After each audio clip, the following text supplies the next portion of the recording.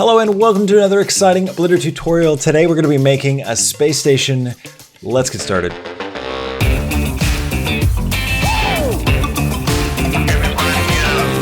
Okay, so I got this really cool image off of NASA's website. They've got a lot of cool Earth photographs and all kinds of cool stuff from space, and some really good usage rights. They allow people to use these images in different ways. So check out their website. I've got a link to this image in the description below that I'll be using as our background. So let's go ahead and maybe set that up. Maybe it'd be fun to use that maybe as our environment. So I'm just going to bring up my timeline and switch to the shader editor right here. And we're going to go from object mode to world mode. And I'm going to go Shift A and we're going to grab a texture, and I'm going to grab an environment texture. Now, what I have isn't an environment texture. It's just a JPEG, so it's not set up as an environment, but there's no reason why we can't use it. So I'm going to click open and I will grab it. There we go. And I will pipe it into the color. Let's go ahead and switch to Eevee. And I'm going to turn on ambient occlusion, bloom, and screen space reflections. All right, so you can see it's trying to wrap this image kind of around, as a world, right? But it doesn't work because it's not an HDRI. It looks pretty bad. So what we're going to do is we're going to switch this up a little bit. We're going to go, let's see, light path. So the light path node is really useful because you can actually make branching paths in your shaders based on what kind of ray encounters it. So what I can say here, this first one is camera ray. This will kind of test whether or not the camera is seeing it. So if the camera sees it, naturally, when we render, it's going to be in the renders. So we can sort of change what happens when the camera's looking at something. So I'm going to use this to kind of light my scene and to light the objects in my scene. But I want to have something different show up when I'm looking through the camera. I'm going to see space, and I'm actually going to put this Earth kind of in the background as a plane. So let's figure it out. So I'm going to go for a mix RGB. This gives me a branching path where I can use this as the factor.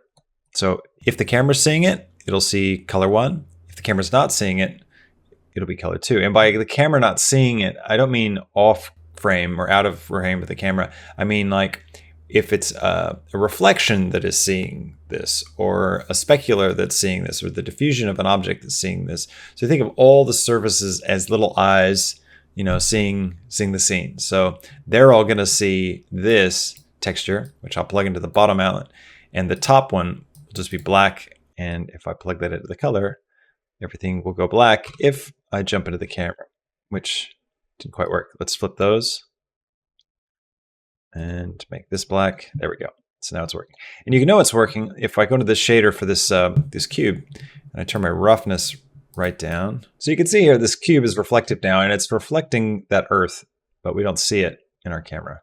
So in the viewport where we look around, we just see the blackness of space. Now we got that set up, we can switch back to object mode, drop this down, and let's delete our cube and delete everything else. So let's start off by going Shift A, Mesh, and Torus. I'm going to rotate X 90 degrees, and I will scale it up. I'm going to go into edit mode. Oh, sorry, I always forget. I'm on the radial mode. If you go edit, preferences, key map, tab for pie menu. That's what I've been using, but you don't necessarily need to do that. In fact, it's probably quicker for us to turn that off because we're just doing it with edit mode. Alt S, that's it. Alt S scales along the normal. So I can scale these guys down until I get kind of a shape that I like. I don't mind it being a bit thick. Like that. Looks pretty good. Cool. Now I'm going to create a central sort of shaft. I'm going to do that with we're going to use a curve for that. So I'm going to go for path, rotate Z 90 just to straighten it up. Go into edit mode, scale Y. Let's stretch it out. Grab Y. I kind of want this bit sitting on the back half. So I'm going to come down to the curve tab under geometry, go to depth, and just turn that up a little bit, and that will make this sort of a cylindrical object. All right, I want to do some spokes. So I'm going to Shift D to duplicate, rotate X 90, go into edit mode, and scale Z, bring these down, up on the Z, scale on the Z. I'll just intersect geometry. Shift D to duplicate, rotate Y 90 degrees, rotate 45, and then Shift D, rotate 90. And I'll just designate a couple of sections. So I'm going to Shift D, scale Y, grab Y, scale Y. And for this one, I'll make it a bit bigger, give it more resolution so it's more of a cylindrical shape. D, grab Y, bring this forward, bring this one down a touch. Shift G, grab Y, bring this up here, make it a bit bigger, bring the resolution all the way down so it's back to that boxy shape. Go into edit mode, scale Y, bring it down, back to object mode, bring it forward. This, it's pretty good. And Shift D, actually, no, grab this, Shift D and Y, bring that back. All right, this is good. We make this a little bit bigger.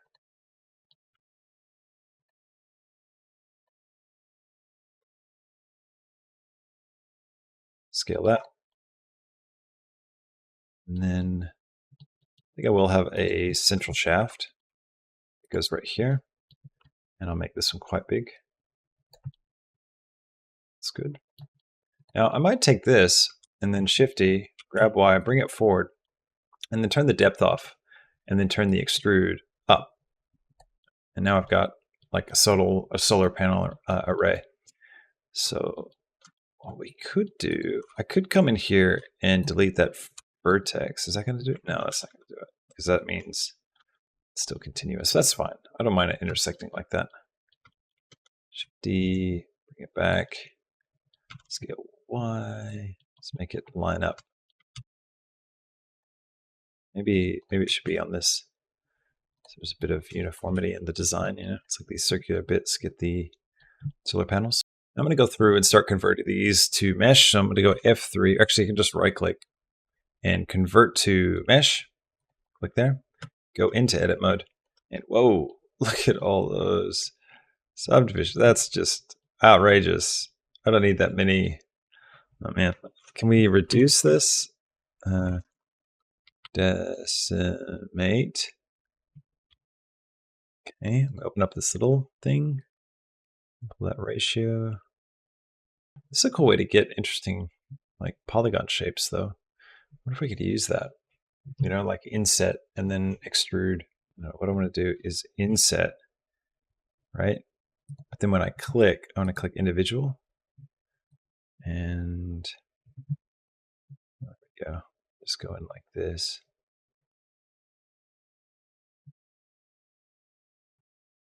Then E. And scale. I want to scale out from the median point. Like that. We're going to shade flat as well. Nice, that's kind of cool. Instant detail. Okay, I'm going to grab this ring here. Grab Y. I'm going to hit E to extrude, scale, grab Y. E, scale, grab Y. Just bring it in like that. Maybe scale it up a little bit. E, grab Y. E, and scale. Just have a little bit of like a lip there where it connects. Do the same here, back into edit mode. Grab Y. E, scale, grab Y. E, scale, grab Y. Out. Right. Alt click, actually hit 3 to go to face mode. Alt click, scale, shift Y, so it just goes up on the Y. Just pull it out a little bit so we see that lip there. It's pretty good. If I look at this dead on, go to transparent mode, and then hit B to box select. Let's go to vertex mode. B to box select, grab this half and delete, and then B to box select, grab these, delete. So we just have this top corner, and then we can add the mirror modifier. Where's it at? Modifier mirror. It's the butterfly. Can never find it. You're probably shouting at the screen. There you go. All right. So I'm going to mirror this along the X and Y. So anyways, now we can go into here and we can alt click. I'll hit 3 to go to face mode. And we can alt click different sections like this. Hit E to extrude and scale, shift X so it doesn't go up on the X. Although I don't want it going down either. So grab Z. Now I want to scale this. Maybe I'll just alt S. Yeah, there we go. That works. I like that little gap that we're getting. And I'm going to shade flat. Actually, I'll shade smooth. Shade auto smooth. That should work. If we come down to this little green tab and we go to normals, we can change the angle for the smoothing just to get it right. Right, shade auto smooth on this one as well. Turn that angle up. Let's go into edit mode here. And let's grab some sections like this, E, Alt S. And we're going to go in that. Nice. Looking good. Looking detailed. And then let's see. Let's create some modules. Let's go and just actually convert this one. Convert to mesh. Go. Let's do the same thing we did over here. Actually, you know what?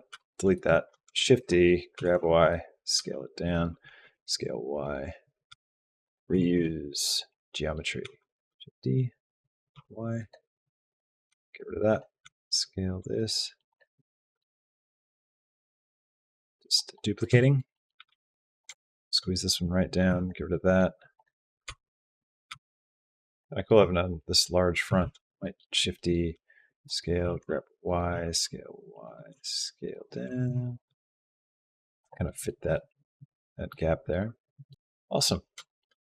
All right, now I want to have some like, lattice kind of framework surrounding things. I'm going to come to this here, go into edit mode, and I'm going to grab one of these loops. So maybe this one. Actually, I'll go edge mode, and I'll grab. I just need one that sort of fits the size. So I'll Shift D this, scale it up, grab Y. So it's got the same number of kind of edges, right? So it just kind of lines up a bit better with this. I'll bring it up like that. Maybe bring it back to the origin. And then I'm going to separate. So I'm going to hit P on my keyboard and separate by selection. That will separate this out as a separate object. And now what I can do is I can right click and I can convert it to a curve. Then I can come over to geometry and I can turn the depth up like so. And I might normalize the scale. So go F3, apply, transform, all transforms. That'll make that depth for the this to work because it was scaled down. We had squished it. So I can expand this up, right? So let's right click, convert to mesh. So now we're a mesh object. Now we can go over here to the modifiers and add the wireframe modifier. We can also add in the triangulate. Throw that there. And I can turn down the thickness on these. And now I've got some cool sort of lattice structures. And all the origins over there now. So let's go object, set origin to geometry. I'll put it there. And now I can like scale this out a bit. Scale it. We'll just use this piece over and over again. All right, let's put some materials on this. I'm going to create a camera as well. So I'm going to go Shift A, camera, jump into it with 0, my number keypad. Come over here to the pop-out window, go to View, tick Lock Camera to View, and zoom out. Let's get a nice frame. That's kind of epic, just like that. And then let's go to our printer icon, and we can change this to, let's go 1080 times 2.35. This will give us the 2.35 cinema ratio, which looks quite nice. I'm going to go to my camera tab, come here to viewport display, and turn up passport 2 to darken the outside of my frame. And let's go and get our Earth object in. So I'm going to go for a mesh plane and scale it up, rotate Y, 90 degrees, rotate Z towards the camera, rotate X, rotate Y, and then I'm going to jump out of my camera, and I'll turn my widgets back on so I can see. Just move it back, scale it up, make sure it fills the frame. And then we're going to create a new material for it. Come over here, and we are going to Shift A, texture, image texture, and just this little drop down, we should have the space image, and I'm going to plug this into the emission. There we go. Now we can see which way it's facing. I'll take my base color down to black, and I'll turn my roughness all the way up and my specular all the way off. This way it's not reflecting anything, and it's just sort of present, behind our scene. Now I will need to adjust the scale to get the image to look right. I'm going to switch to local object coordinates. Now I can actually rotate it on its own axis, and that'll help. Now we're going to need to find a cool composition with both of these so that it really shows up nicely. I could always turn the emission strength down so the plant's not too hot, but I think 1 is probably a good idea. Let's see. I'm going to lock my camera to view and just play around with this. Something like that is going to be quite nice because it's not, intersecting it so much. We could see the station pretty well. Looks good.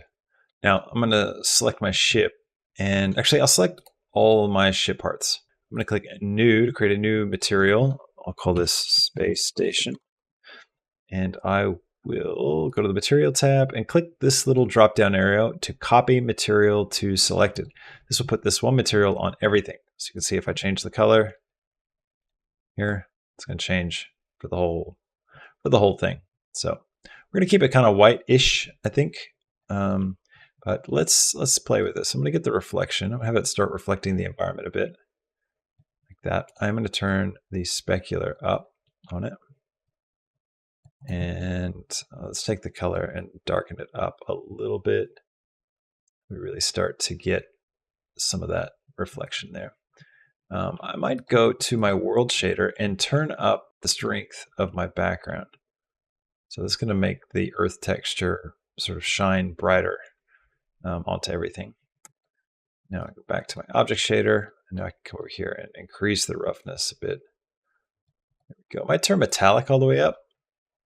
Cool. All right, let's get some texture onto this. So I'm going to go for a Verona texture. I'm going to switch this to Manhattan, or no, Chiv. I'm going to grab a bump texture. Bring up my node editor a bit. Make sure we can see it all nice and clear. And I'll take the distance, and I'm going to plug it into the height, and I'll take the normal and plug it into the normal. And then I'm going to take my randomness down to 0. It'll create a really regular pattern. Take my distance down to 0.1. And I'm going to get a color ramp and plug it in here. So what's going on with all this? So the noise Verona texture creates this pattern for us, right? Now the bump converts this black and white pattern into height and depth, which then creates the illusion of more geometry on our surface. So when the light hits it, it knows how to behave. Now this color ramp is going to allow us to change the contrast on this bump, which is going to allow us to shape it even further. So you can see here, I'm getting really nice kind of structural lines, and that's what we're aiming for. So I'll just put these together like that, and it looks kind of nice, large. So we go small. It's going to be a bit too hyper detailed. Let's go like that. I'm going to take the distance down to 0.05, 0.02, 0.01. There we go. That looks quite nice. All right, we might mix this with some other stuff. Maybe another type of lattice pattern of some kind. So I'll Shift D to duplicate, and Shift D here. And I'm going to grab a mix RGB shader, drop it here, plug this one in, and the distance into the factor. And I'll set this to multiply. And I'll turn the value all the way up. And then this one, I am going to turn my scale really high.